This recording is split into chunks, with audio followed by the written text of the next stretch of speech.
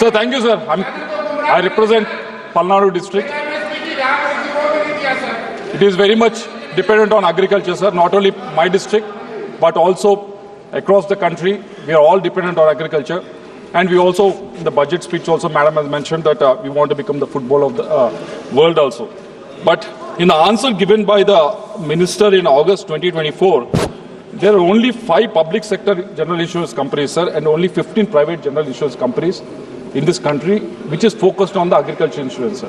For a large country like this is a very, very small number.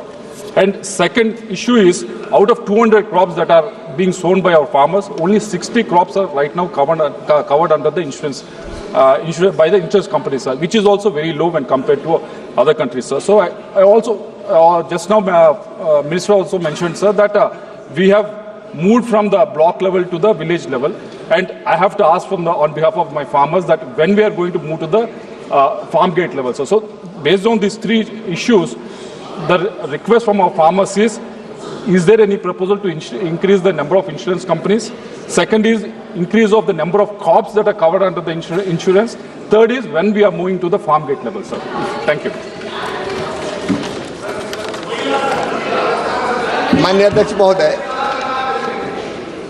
इस योजना में जैसे टेक्नोलॉजी का इस्तेमाल हो रहा है, क्योंकि पहले क्रॉप कटिंग एक्सपेरिमेंट दोषपूर्ण होते थे तो बीमा कंपनियां नहीं आती थी। इस समय प्रधानमंत्री फसल बीमा योजना में 5 सार्वजनिक कंपनियां और 15 निजी कंपनियां, कुल मिला के 20 कंपनियां भागीदारी कर रही है। और अभी पिछली कैबिनेट की बैठक में हमने टेक्नोलॉजी का इस्तेमाल करने के लिए 850 करोड़ रुपया और फसल बीमा योजना के लिए दिए हैं। जो मैंने बताया कि वैज्ञानिक ढंग से अगर फसल की क्षति का आकलन होगा तो बीमा कंपनी और सरकार में फिर झगड़ा नहीं होता। नहीं, कई बार पहले दावे का भुगतान इसलिए देर से होता था कि बीमा कंपनी कहती थी कि क्रॉप कटिंग एक्सपेरिमेंट सही नहीं है, इतना नुकसान नहीं हुआ।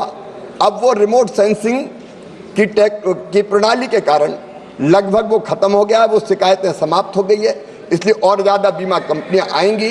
जहाँ तक फसल बीमा योजना में और अधिक फसलों को सम्मिलित करने का सवाल है, लगातार इन फसलों की संख्या बढ़ाने का प्रयास किया जाता रहा है और नई फसल को सम्मिलित करने के अगर प्रस्ताव आएंगे तो उन पर भी गंभीरतापूर्वक विचार करके हम लगातार और फसलों को भी सम्मिलित करने का काम करते रहेंगे।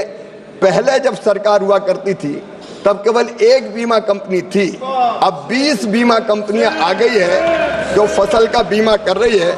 और उसी का परिणाम है माननीय अध्यक्ष महोदय कि इस फसल बीमा योजना में किसानों का विश्वास लगातार बढ़ता जा रहा है और अब 14 करोड़ आवेदन फसल बीमा योजना के लिए किसान आवेदन आए हैं, जो अपने आप में रिकॉर्ड है।